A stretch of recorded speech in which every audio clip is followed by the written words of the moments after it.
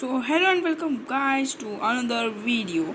सो guys आज हम लोग देखने वाले हिस्ट्री एंड सिविक्स का जो 9th का ICSE का जो इस साल की बुक है 2021 का, तो उसके अंदर हिस्ट्री का फर्स्ट चैप्टर जो है हड़प्पन सिविलाइजेशन, आज हम वो करने वाले। ठीक है, तो चलिए शुरू करते हैं।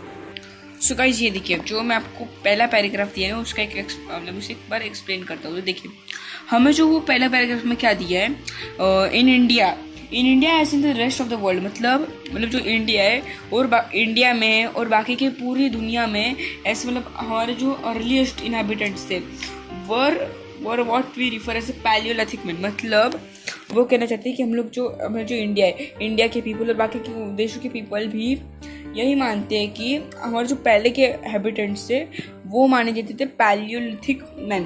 और पैलियोलिथिक मैन का मतलब होता है ओल्ड स्टोन एज के पीपल।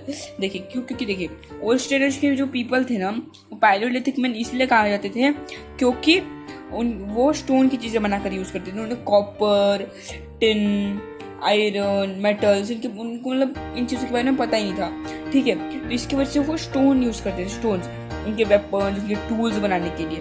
इसलिए जो पहले ज़माने के लोग थे पैलियोलिथिक मैन, उन्हें हम लोग पैलियोलिथिक मैन इससे बोला था क्योंकि वो स्टोन की चीज़ यूज़ करते थे, इसलिए हम लोग उन्हें ओल्ड स्टोन एज पीपल भी कहते हैं, या फिर हम लोग उन्हें कह सकते हैं पैलियोलिथिक मैन। ठीक है, तो अभी चलते हैं थोड़ा आगे। सो गाइस देखिए, जो मतलब मैंने अभी बात की थी स्टोन एज के बारे में, तो स्टोन एज के बाद जो पीपल थे वो पीपल जो हम जी नाम कह सकते हैं पैलियोलिथिक पीपल, पैलियोलिथिक मैन। तो वो जो थे वो पहले स्टोन्स की चीज़ें बनाते थे सिर्फ, इसलिए वो स्टोन एज मतलब इसे स्टोन एज ही कहा जाते थे, और या फिर उन्हें स्टोन एज मैन या फिर पैलियोलिथिक मैन ऐसे कहा जाता था। बट आफ्टर दैट, मतलब लेटर, उसके आगे क्या हुआ, जो ब्रॉन्ज था वो बना था कॉपर और टिन के मिक्सचर से। तो उसके आगे वो ब्रॉन्ज एक मेटल ही होता है और कॉपर और टिन फाउंड होता था तब तक। इसकी वजह से the man made a transition from stone age to the age of metals. मतलब जो मैन था वो पहले स्टोन एज में रहता था, जो स्टोन्स की वेपन्स, स्टोन की सारी चीज़ें। बट अभी जैसे ब्रॉन्ज फाउंड हुआ, कॉपर फाउंड हुआ और टिन फाउंड हुआ, उसके वजह से जो मैन था उसने अपना ट्रांजिशन कर लिया, उसने अपने आप को अपग्रेड कर लिया एज ऑफ मेटल्स, मतलब मेटल्स की चीज़ें बनाता है अभी, अच्छे थोड़ा सा अपग्रेड कर लिया उसको। ठीक है, तब हम लोग चलते हैं अगले पैराग्राफ के ऊपर। सो गाइस, वो जो हम लोगों ने अभी पिछला पैराग्राफ देखा था, उसके बाद को जो पैराग्राफ है वो डिस्कवरी के बारे में। मतलब ये जो ब्रॉन्ज एज थी उसका डिस्कवरी कैसे हुई थी। देखिए, इन 1924 sir John Marshall, a noted archaeologist, and his Indian aides Rakhaldas Banerjee and Dayaram Sahni proclaimed the discovery of Indus Valley civilization, मतलब हड़प्पन civilization। ठीक है, मतलब सर जॉन मार्शल थे, उन्हें 1924 में रखलदास बैनर्जी के साथ और दयाराम सहनी के साथ इंडस वैली सिविलाइजेशन की डिस्कवरी की थी। ठीक है, चलिए अभी उसके आगे देखते हैं। गाइस देखिए उसके बाद क्या दिया है, before the discovery of the civilisation it was believed that the history of India began with the Aryans. मतलब ये जो सिविलाइजेशन थी उसके पहले, उसका जो डिस्कवरी हुई उसके पहले माना जाता था कि जो हिस्ट्री ऑफ इंडिया थी वो बिगेन हुई थी आर्यन से। पर बाद में मालूम पड़ा कि ये जो मतलब इंडिया का जो हिस्ट्री थी वो बिगेन हुई थी इंडस वैली सिविलाइजेशन थे। तो देखिए उसके आगे क्या दिया, naturally then discovery of Indus valley civilisation. ठीक है, natural discovery of civilisation was a momentous event. मतलब एक मोमेंटस इवेंट बन गया था एक इंडस वैली सिविलाइजेशन थी उसकी डिस्कवरी की वजह से। Sir John Marshall named it the Indus Valley Civilization as two of its earliest sites, Harappa in the Montgomery district of the Punjab, now in Pakistan, and Mohenjo-daro in the Larkarna district of Sindh in Pakistan। मतलब देखिए sir John Marshall ने उसका नाम दे दिया Indus valley civilisation का, और मतलब उन्होंने इंडस वैली सिविलाइजेशन के नाम रखा हड़प्पन सिविलाइजेशन। कैसे? उनके उसके दो बहुत अर्लीस्ट स्टेज, उसके बहुत पुराने जगह है इंडस वैली सिविलाइजेशन की, उसके ऊपर से। मतलब एक थी हड़प्पा जो थी मोंटेगोमेरी डिस्ट्रिक्ट ऑफ पंजाब, जो इस वक्त मतलब अभी के टाइम पर पाकिस्तान में, और मोहनजोदारो जो अभी in the Larkana district of Sindh in Pakistan, वो भी पाकिस्तान में मोहनजोदारो। ठीक है, उसके बाद क्या दिया है?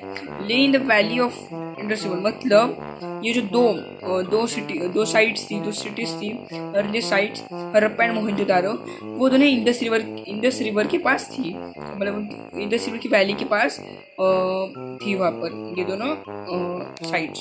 ठीक है, अब इसके आगे देखते हैं। सो गाइस, उसके आगे दिया है modern historians refer to it as the Harappan civilisation, as Harappa was the first site to be discovered. ठीक है, मतलब जो एकदम मॉडर्न हिस्टोरियंस है, आगे के हिस्टोरियंस सर जॉन मार्शल के आगे वाले, वो मानते थे कि मतलब इंडस वैली सिविलाइजेशन को वो हड़प्पन सिविलाइजेशन मानते थे, क्योंकि उसकी जो फर्स्ट साइट थी, उसकी सबसे पुरानी साइट हड़प्पा के नाम से, इसलिए उन्होंने हड़प्पन सिविलाइजेशन उसका नाम रख दिया। ठीक है, अभी उसके आगे देखते हैं। सो गाइस, इसके बाद का जो पॉइंट हमें दिया है, हम लोगों ने जो पिछला पॉइंट देखा, उसके बाद का हमें पॉइंट दिया ओरिजिन। सो गाइस, ओरिजिन के अंदर मतलब क्या दिया है कि देखिए, Harappan civilisation evolve early agriculture villages, मतलब जो हड़प्पन सिविलाइजेशन थी वो पहले के एग्रीकल्चर विलेजेस के मतलब से, मतलब उसके मदद से हड़प्पन सिविलाइजेशन उसके इवॉल्व हुई। ठीक है, और उसके आगे क्या दिया है? Archaeologists have found remains of such early agriculture villages in central of southern Baluchistan, मतलब आर्कियोलॉजिस्ट जो थे उन्होंने मतलब बहुत ज़्यादा पहले की एग्रीकल्चर विलेजेस ढूंढी थी central of the southern Baluchistan, मतलब उन्होंने सदर्न बालूचिस्तान था उसके बीचों बीच थोड़ी सी एग्रीकल्चर विलेजेस ढूंढी थी पहले के ज़माने की। ठीक है, in this context mentions may be made of the early agriculture villages at Amri which archaeologists feel evolve into the Harappan civilisation. मतलब इसका मतलब वो कहना चाहते हैं कि मे बी वो जो mention in the early agriculture village, like पहले की एग्रीकल्चर विलेज थी, इसका नाम था अमरी, जो एग्रीकल्चर सोचते हैं कि evolve into the Harappan civilisation, वो अमरी जो थी वो हुई थी हड़प्पन सिविलाइजेशन के अंदर इवॉल्व। ठीक है, तो हम लोग अभी सेकंड पैराग्राफ की जरूरत करते हैं, इसके बाद वाला जो था एक्सटेंट एंड मेन साइट्स। तो गाइस, ये तो अभी इसके अंदर हम लोग सिर्फ पढ़ते हैं। तो देखिए, इसके बाद हमको क्या दिया है, हमें इसके अंदर क्या देखना है? एक्सटेंट एंड मेन, इसकी जो मेन जगह थी हड़प्पन सिविलाइजेशन की, उसके कितना एक्सटेंट था, ये सब हमको इस पैराग्राफ में दिया गया है। तो गाइस, आप इसका स्क्रीनशॉट ले सकते हो या आप खुद से पढ़ने की ट्राई कीजिए और मुझे कमेंट सेक्शन में बताइए आपने इससे क्या सीखा। फिर मैं आपको इसका, अगर इस वीडियो पे आते हैं 35 लाइक्स, तो गाइस मैं इसके ऊपर भी एकदम इसके जो थोड़े से पॉइंट्स रहेंगे मेन में, उसके ऊपर एक छोटी सी वीडियो बनाऊंगा। ठीक है, तभी हम लोग चलते हैं नेक्स्ट पैराग्राफ की तरफ, जो है डेट। अभी देखिए, डेट मतलब ये क्या कहना चाहते हैं? Striking similarities between the seals discovered at Mohenjodaro those found in Sumer in Mesopotamia led Sir John Marshall to place the Harappan civilization between 3250 and 2750 BC. Modern archaeologists date it roughly between 2500 and 1500 BC. मतलब ये कहना चाहते थे कि जो date है वो मतलब हड़प्पन सिविलाइजेशन कब फॉर्म हुई थी। तो जो सर जॉन मार्शल थे वो मानते थे कि जो सुमेर एक जगह है मेसोपोटामिया में, जज सर जॉन मार्शल को उससे लगा जो हड़प्पन सिविलाइजेशन है वो 3250 BC और 2750 BC के बीच में फॉर्म हुई थी, और वहीं पे मतलब उस टाइम पे थी हड़प्पन सिविलाइजेशन। बट उसके बाद थोड़े से और मॉडर्न आर्कियोलॉजिस्ट, जो बड़े बड़े आर्कियोलॉजिस्ट थे आगे के ज़माने के, वो मानते थे कि जो हड़प्पन सिविलाइजेशन थी वो थी 2500 BC और 1500 BC। ठीक है, तो मतलब डेट का भी थोड़ा सा प्रॉब्लम हो रहा था, मतलब सर जॉन मार्शल अलग डेट मानते थे और मॉडर्न जो आर्कियोलॉजिस्ट थे वो मानते थे अलग डेट। ठीक है, तो हम लोग नेक्स्ट की तरफ चलते हैं, जो है टाउन प्लानिंग। तो गाइस, इसके ऊपर हम लोग देखते हैं अभी। सो गाइस, हमारा जो नेक्स्ट मेन पॉइंट है इस लेसन के अंदर वो है टाउन प्लानिंग। ठीक है, तो मतलब जो तो दो मेन सिटीज़ थी हड़प्पन सिविलाइजेशन की, वो थी हड़प्पा एंड मोहनजोदारो। तो ये टाउन प्लानिंग कैसे की गई, तो हम लोग वो देखते हैं अभी। तो देखिए उन लोगों ने क्या किया था, द एवरी सिटी मतलब जो हर एक सिटी थी, it was built on the west of a citadel. मतलब उन्होंने क्या किया था, जो उनकी जो सिटी थी उसे मतलब उन लोगों ने उसे एक सिटाडेल के वेस्ट में बना दिया था। सिटाडेल के मतलब वेस्ट में बना दिया था उन लोगों ने उनकी दोनों सिटीज़ हड़प्पा एंड मोहनजोदारो। ठीक है, फिर उसके बाद उन लोगों ने क्या दिमाग लगाया, मतलब उन लोगों ने बहुत कुछ किया। ठीक है, their town planning were very gorgeous, मतलब उनकी टाउन प्लानिंग एकदम बढ़िया थी। ठीक है, उनकी टाउन प्लानिंग कैसी थी, उन लोगों ने क्या किया देखिए, जो पब्लिक बिल्डिंग्स थी, रिलीजियस स्ट्रक्चर्स थे, जो मेन जगह थी, मतलब और जो हम लोग जहाँ पर हम लोग जैसे घूमने को जाते, इवेंटफुल प्लेसेस, मतलब हम लोग जहाँ पे काम करने जाते, जो जहाँ पे हम लोग हमारे मतलब मंदिर रहते हैं, जहाँ पर हमारी पब्लिक बिल्डिंग्स रहती है। पब्लिक बिल्डिंग्स मतलब भी मैं वही कह रहा हूँ, religious structures and then granaries, मतलब ये सब वो सिटाडेल के ऊपर बनाए गए थे, मतलब थोड़ा सा हायर प्लेटफॉर्म पे। और जो मतलब बाकी की जो ऐसी मतलब जो शादी सिटी थी, मतलब मेन सिटी जहाँ पर सब लोग रहते थे, मेन सिटी, वहाँ पर वो थोड़े नीचे के प्लेटफॉर्म पर बनाई गई थी। ठीक है, तो वो जो मेन जो ऊपर की सिटी थी वहाँ पर रहते थे रॉयल फैमिली, मतलब जो रूलिंग पीपल थे, प्रीस्ट्स थे, फिर जो रिच मर्चेंट्स पीपल्स थे, वो लोग क्या करते थे, वो ऊपर रहते थे। ठीक है, अभी हम लोग आगे देखते हैं वो जो हमारी मेन सिटी उसके बारे में। सो गाइस हमको जो सेकंड पॉइंट दिया है वो है, the main streets ran from the north to the south, two other streets ran at right angles to the main streets. The streets thus divided the city into square or rectangular blocks. मतलब वो कहना चाहते हैं कि जो main streets थी पूरी city की, जो मेन स्ट्रीट्स जो नीचे की जो मेन स्ट्रीट्स थी वो नॉर्थ से साउथ की तरफ जाती थी, तो और वो and the streets ran at right angles, मतलब वो राइट एंगल्स में चलती थी streets to the main streets, मतलब ऐसे राइट एंगल में चलती थी, जिससे वो एक स्क्वायर बना देते थे। उसकी वजह से उनकी जो सिटी थी वो ऊपर से एकदम it would look like a rectangular blocks, और स्क्वायर और रेक्टेंगुलर ब्लॉक्स, मतलब इस तरह से ऊपर से दिखती थी, वैसे ब्लॉक्स जैसे दिखती, एकदम बढ़िया सिटी दिखती, वैसे ऊपर से जैसे डिज़ाइन सिटी दिखती उन स्ट्रीट्स की वजह से। वैसे बीच में से डिवाइड करते और जो घर रहते हैं, जो बिल्डिंग्स रहती है उनको। ठीक है, तो हमको जो सेकंड पॉइंट दिया वो है, the streets were rounded off to allow the carts to turn easily.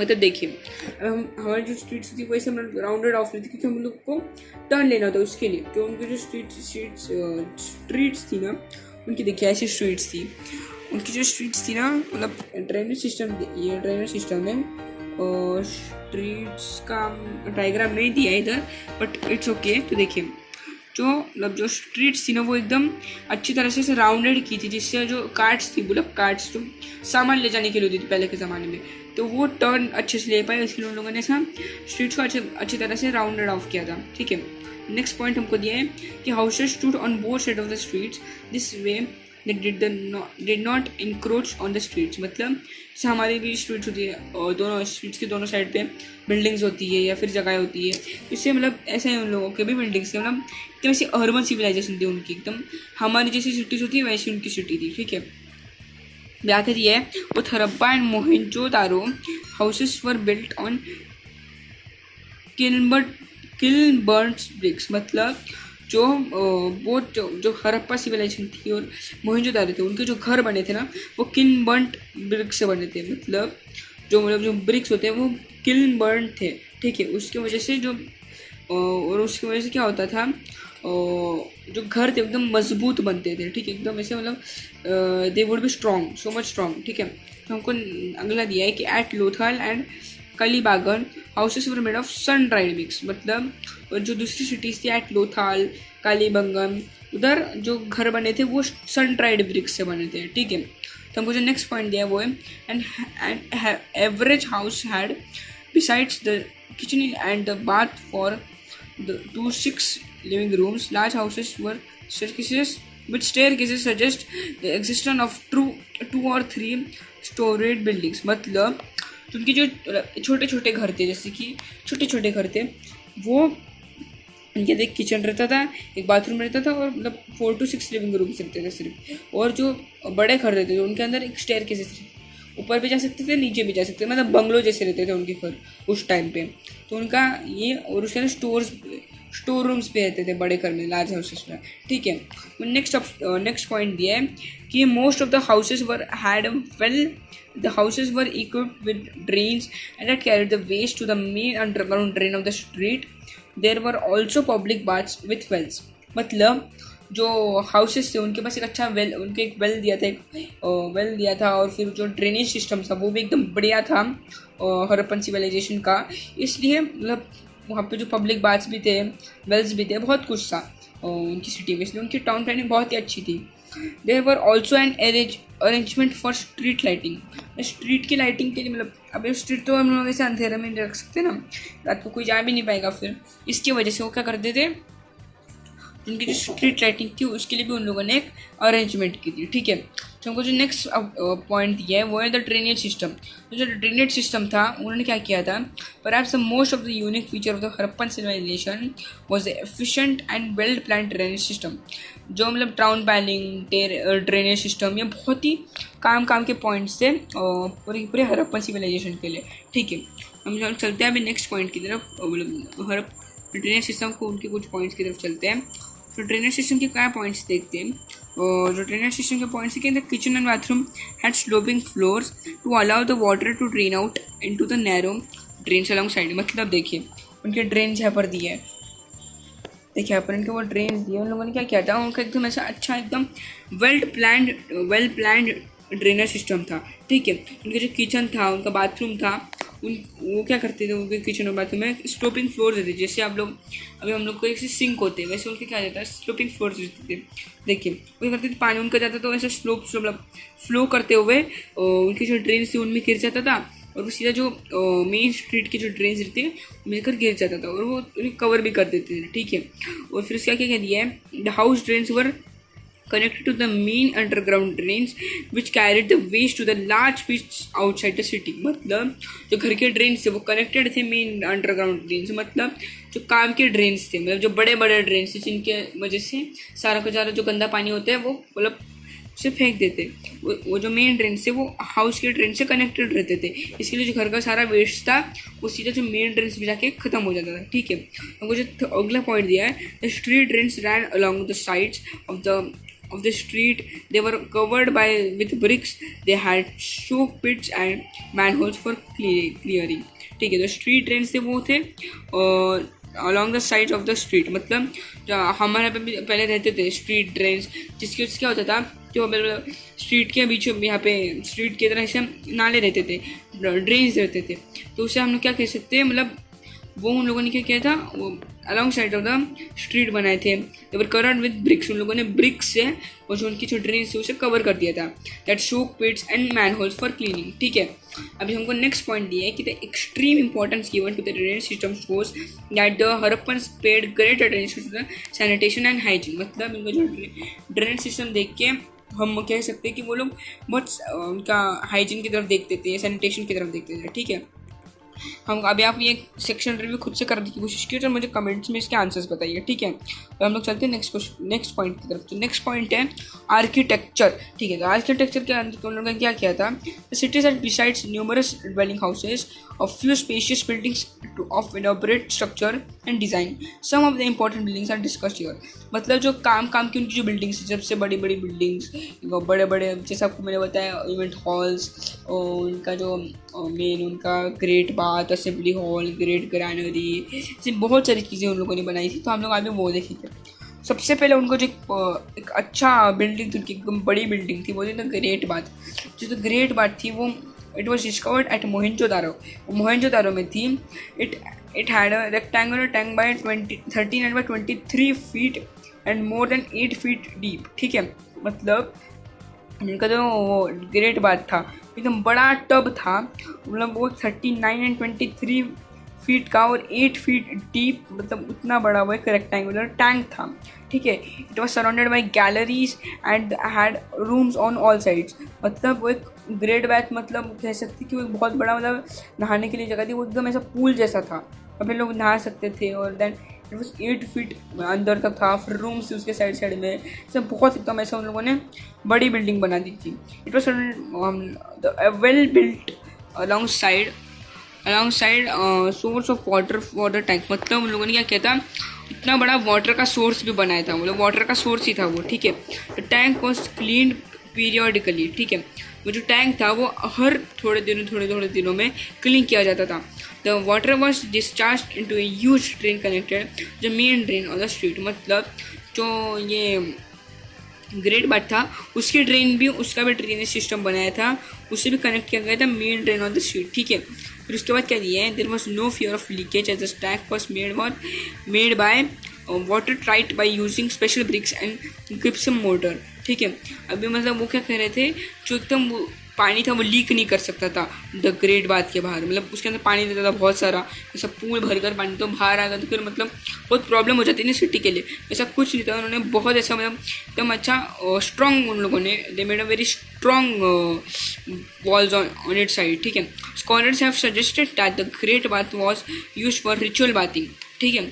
अभी जैसे कि हम लोग क्या एग्जाम्पल दे सकते हैं, मतलब जो लोग अभी देखते गंगा नदी में नहाने जाते हैं, it was a ritual bathing, मतलब रिचुअल के लिए, इसलिए ग्रेट बाथ भी वैसे यूज़ किया जाता था मोहनजोदारो में, ठीक है। हमको जो नेक्स्ट दिया है कि द ग्रेट ग्रैनरी, ठीक है। द ग्रेट ग्रैनरी था वो था हरप्पा में, ठीक है। At Harappa great granary has been discovered. It was arrange in two rows of 6 with an aisle in between. It was used to store surplus food grains. The granaries were built close to the river so that the grains could be transported easily. Near the granaries, circular brick platforms have been found. They were probably used for threshing grain. Numerous two-room quarters found nearby were probably houses of laborers. मतलब हरप्पा में भी वो एक बहुत ही अच्छी building थी जिसका नाम था द ग्रेट ग्रैनरी। वो जो ग्रेट ग्रैनरी थी उधर वो क्या था, आपको अपनी मैंने जो पढ़ा अपनी समझ ही नहीं होगा थोड़ा सा, तो कि मतलब उन्होंने क्या किया था, खाना स्टोर करने के लिए, मतलब फूड ग्रेन्स, उनकी जो वीट था, बहुत से जो ग्रेन्स रहते थे खाने की, वो उन लोगों ने क्या किया था, उन लोगों ने रिवर के पास स्टोर करने के लिए, मतलब उनका जो खाना था स्टोर करने के लिए उनके जो रिवर थी उसके पास उन लोगों ने बिल्ट कर दिया था द ग्रेट ग्रैनरी।